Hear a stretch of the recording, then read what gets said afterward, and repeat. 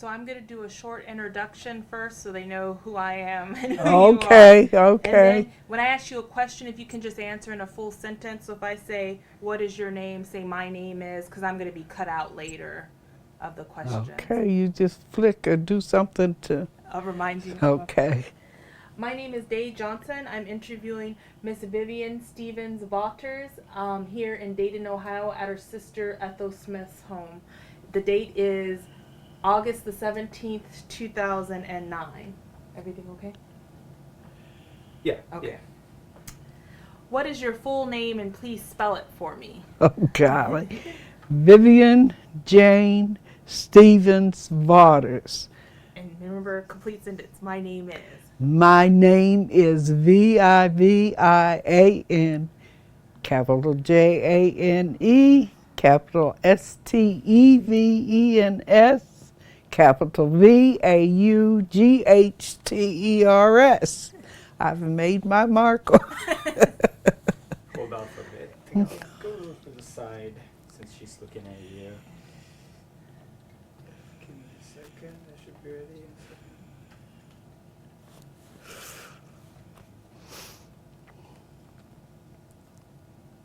second. All right. Okay. Can you tell me your date and place of birth?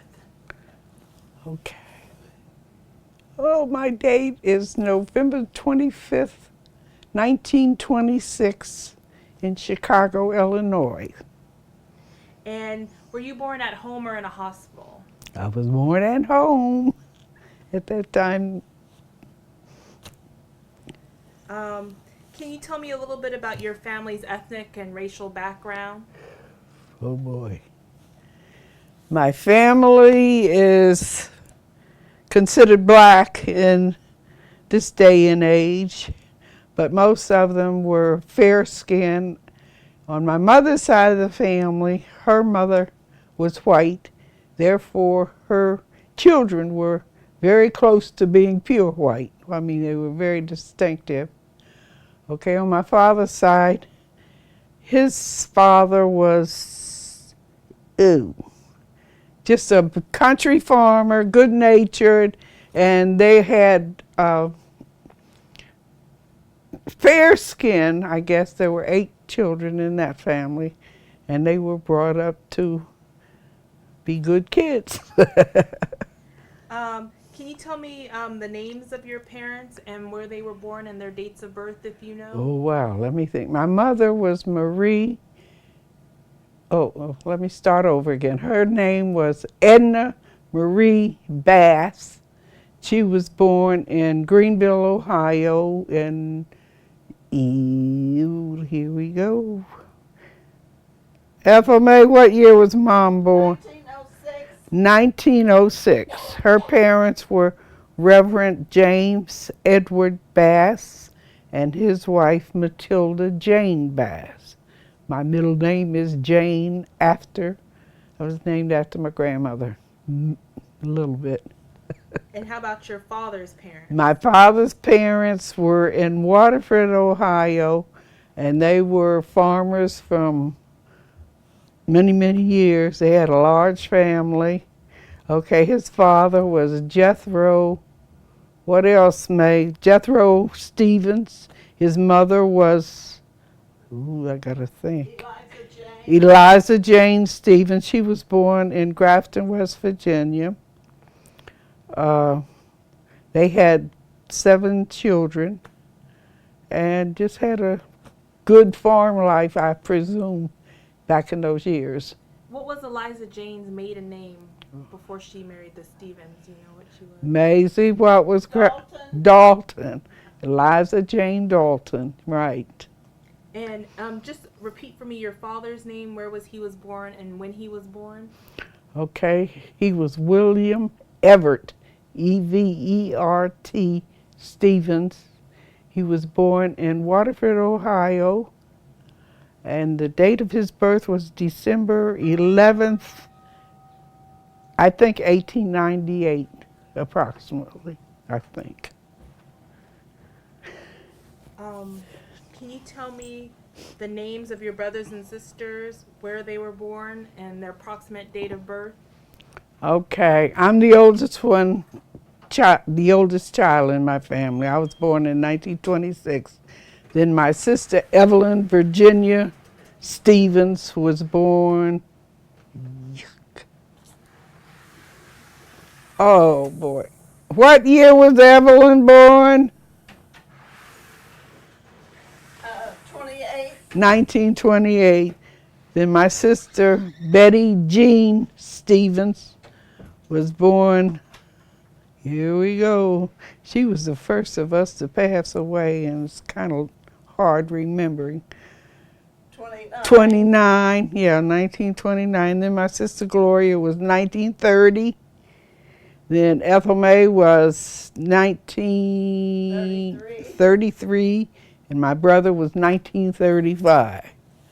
They all had the last name Stevens. What was your brother's name? You didn't mention his William Edward Stevens. Is that correct, May? Yes. Okay. It's named after his grandfather and his father. Now, what was your husband's name? Where was he born? And what was his date of birth? Okay. His name was Alans. Alans. Here we go. Alans. I can't remember his middle name. Vaughters, capital Baughtters. And he was born in Virginia. I think he was a month or two old when his family moved up to Baltimore, and then they moved on to Newark, New Jersey. His birth date was February 12th, I believe, 1925. And how did you meet your husband? Down at the campus of Ohio University. I went there, I think it was a semester, because I started in February. I went there a semester. My first, what do you call it? Anyway, in the beginning of, here we go. Oh dear. But anyway, I was walking across campus, and here came this black guy walking across. Hi, hello, how are you? And he was Alan H. Vaughters. He had just arrived there from Newark, New Jersey. He was a veteran, therefore he was entitled to some of the goodies that the veterans got at college campuses. His parents were still living in Newark, New Jersey.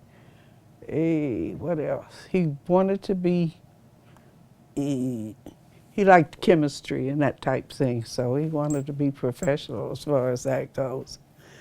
So, what else? What did he do for a living once you guys got married? And okay, he started work at a chemical place in Dayton.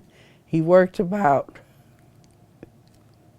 maybe 6 months or 7 months there.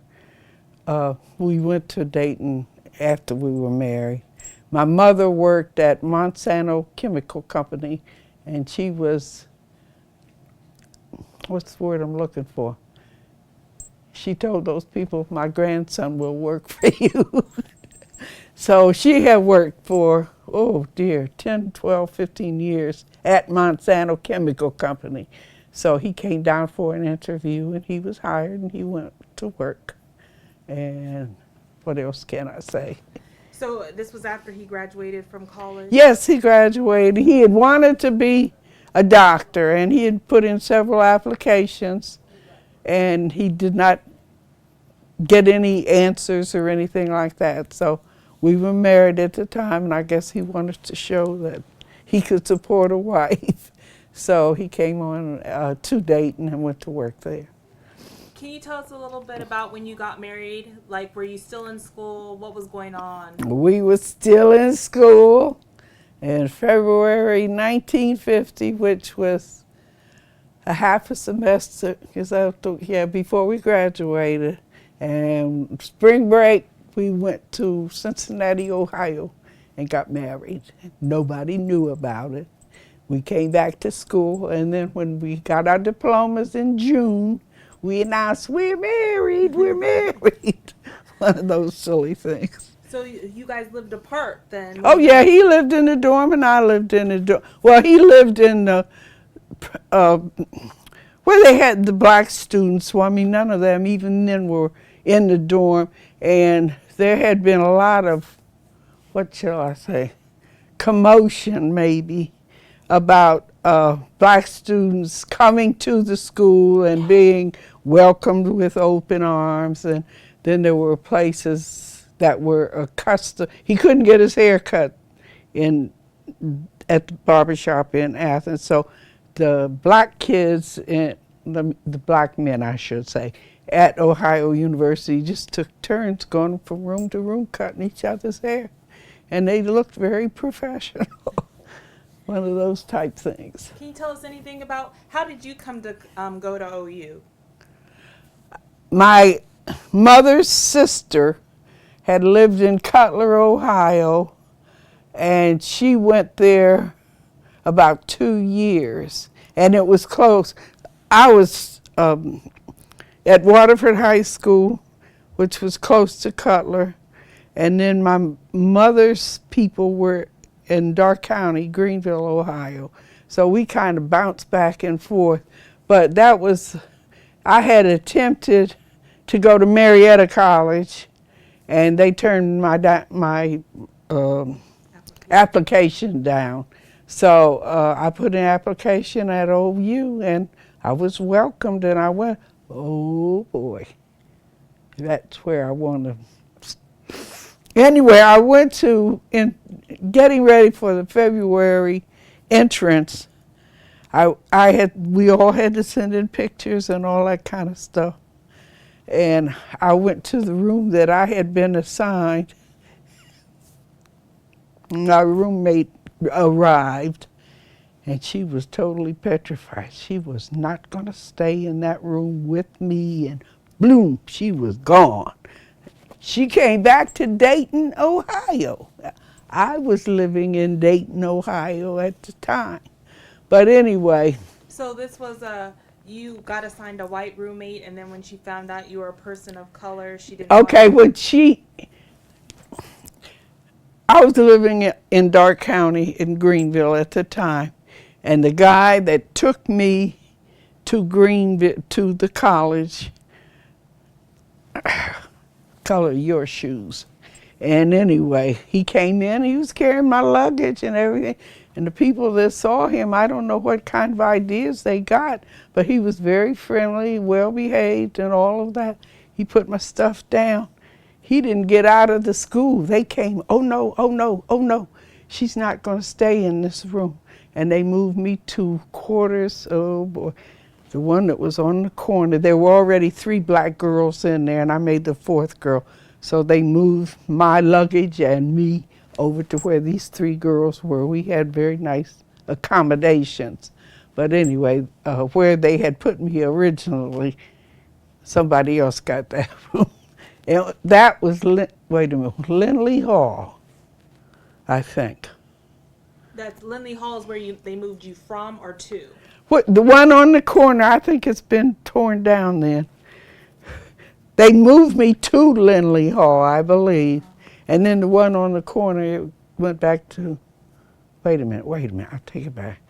Originally, they had sent me to Lindley Hall, but that was taboo. They put me over in Howard Hall, that was the name of it, on the corner where the 3 black girls were already rooming. So there were 4 when I came to college.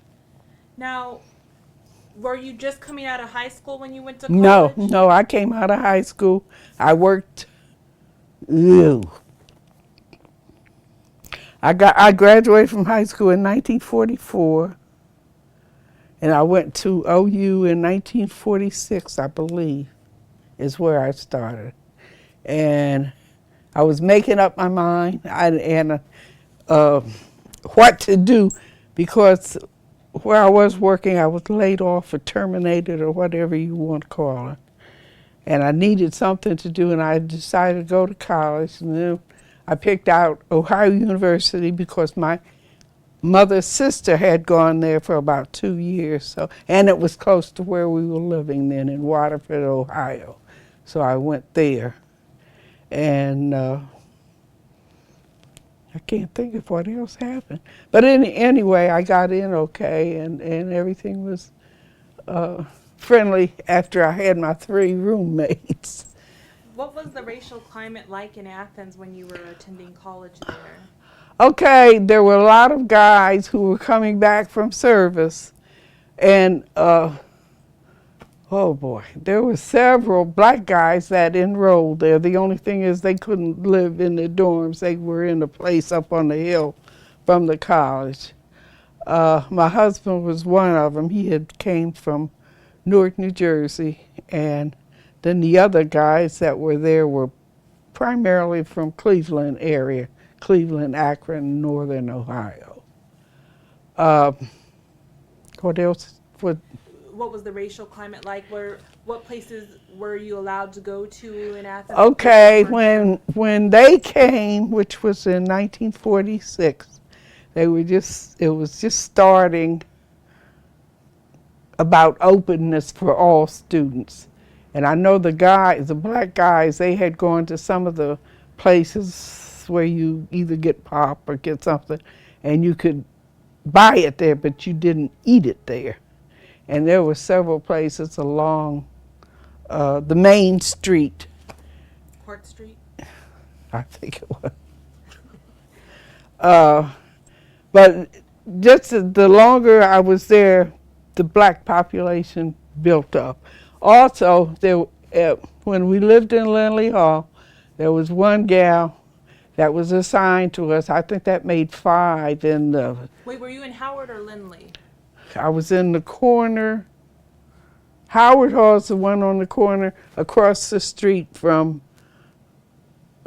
It's not there anymore. It isn't there anymore. Okay, well, that's where the Howard was situated, and I guess it has been torn down since then.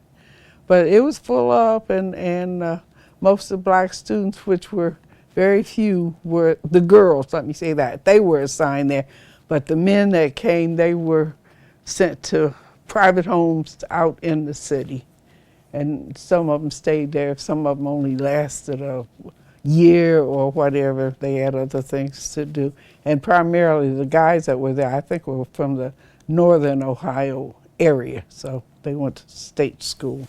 What type of things did you do for fun when you were at OU? Like, what were the activities and things that you did? I don't know. I went to the movies every now and then, and well, I mean, usually they had enough things that interest you that you would be going to. I know we went to the sporting events, and sometimes the black students would cluster out in town and party back. Sometimes we went to those. But just adjusting to the school, well, I mean, you really didn't have a whole lot of free time or anything. And I know in I think it was my second year, my funds were running out. So I looked for a job, and there were 2 years that I stayed in private family rather than live in the dorms. And I helped out there. I don't know how good I did, but I had to walk from the campus back up into town, and I was supposed to serve dinner or dust up or wash dishes or some kind. The women that I worked for had youngsters, one lady had, I think, 2 kids, and nobody had gone to kindergarten, but she had a new baby, and I don't know whether I contributed anything or not, because I wasn't accustomed to little bitty babies, but I did the best that I thought I could do. I don't know. So you worked as a domestic? Yeah. Oh, okay. And well, I mean, during the summers, I went back to Dayton, and I got a job at McCall Printing Company, and I made a few bucks there, and then I used that to go to school. Then the 2 years that I was there, well, I mean, oh boy, I wish I could think of the English professor's name that I talked with. He had a running joke with me. It was nice, I didn't feel that I was being taken advantage of, let me say that, come on, Vivian, we want to help you. Will you do this? You know what I mean? I was doing them a favor more so than they were doing me a favor, so we got along very nicely. So these were white families that you lived Yeah, in and yeah, helped? yeah. Oh, okay. So did that give you a lot of time for your schoolwork then? Oh, yeah, I got that done. Sometimes I'd play or not do it when and then I'd be up all night doing this, getting it done, but it worked out fine. What were some of the families? Do you remember the names of the families that you boy, worked for? oh in boy, Athens? oh boy. One of the ladies had just had a new baby. I wish, oh shoot. All my stuff, if I kept it, is down in Georgia. I had a 1950s yearbook that we had there. And I'm not sure about what other material I had, but I got along okay. I guess I prefer, okay, 2 families that I worked for, I did 1 year, and then the next year there was married students from Europe or so forth that came over, and they took my job. Well, I mean, the wives of these people got these couples from overseas, and I guess the husband did something that helped him with his costs or whatever, and then the wife did something too. And then the next one that I went to, apparently the first couple had done quite well, because the next job I went to, that couple did the very same thing. They had people that came from overseas. Let's see, I think they were foreign born, but they were grasping English and so forth and so on. And they worked to the second house. I often thought they're chasing me, they're after me. So how about the Hotel Berry? Did you ever go there? I had no occasion to go there. There was talk that the owners were black, but they preferred white clientele. And I do not know, I think there was an incident where they were trying to get a barber or get something, and I don't know what was going on, but the black guys had attempted to go to the hotel that was owned by a black guy, and they were turned away. So I don't know, I guess the man probably felt, well, if he catered to blacks, the whites would leave or something. There was still a lot of animosity against the black students there. Now, was the theater segregated? Could you sit anywhere in the movie theater that you Didn't have wanted? time to go to the theater. They had some freebies in where the pictures are and all of that, in the auditorium, and I think occasionally that you could go there and see a movie and it was a freebie. Maybe it was a dime, I don't know. But I never went to a movie along the main drag there. Oh, okay. So it was just, just wasn't interested in going to it because there was too much to see outside and to get done.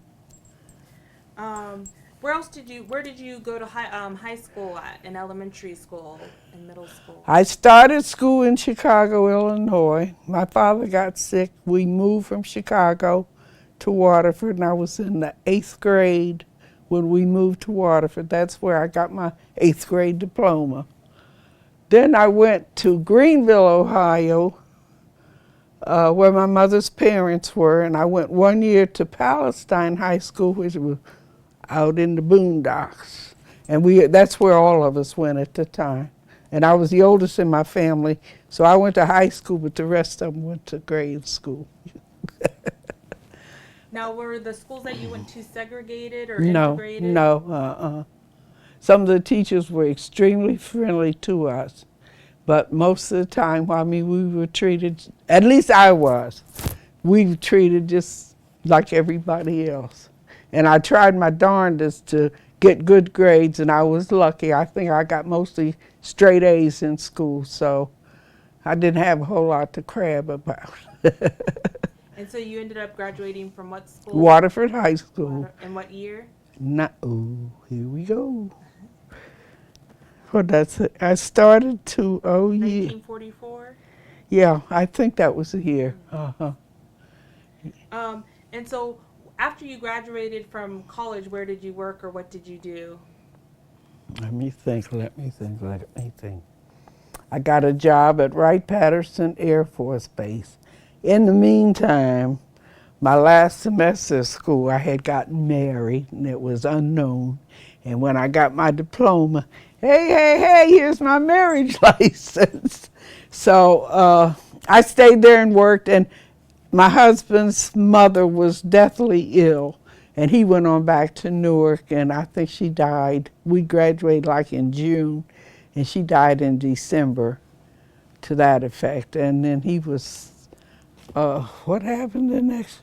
I think afterward, a couple of months or so after, then I moved out to Newark, and that's where we started married life out there. And I was a little country girl. I didn't like a lot of stuff that went on there. So I'm going back home. I don't like it out here. I went back home. He said, well, if you're going, I'm coming too. So we both went back to Ohio, and that's where it all got started. I'm trying to think what happened. So how long did you guys live in Newark? Ah, boy. My Cecily, who was my second child, she was probably 3 months old, and I couldn't vision rearing a child in the atmosphere that we were in. So I had one son and my daughter, and Cecily, I can't even remember when she was born. Don't interview old people. But oh boy, if I were at the other place, I could dig all that stuff out to make sure I was correct. Oh shoot, 50. She probably was born about 1953, so she was maybe 2 months old. I got angry. I'm going back to Ohio, and well, if you're going, I'm going too. So we had old raggedy car, and we moved from New Jersey back to Ohio. Now, what didn't you like about Newark? What was going on there? I was not accustomed to it, and the house where we lived on the first floor was Al's brother and his wife. On the second floor was his sister and her husband and 2 or 3 kids, and we had a bedroom with the second floor people, and I just wasn't content. I guess none of my family was there. If I wanted to see anybody, I either had to get on the phone or get in the car and go visit. And his sister was meticulous, and with a little baby, you don't have real clean, spotless stuff to go. And we had a couple discussions, let me say. So, like I said, you lose control.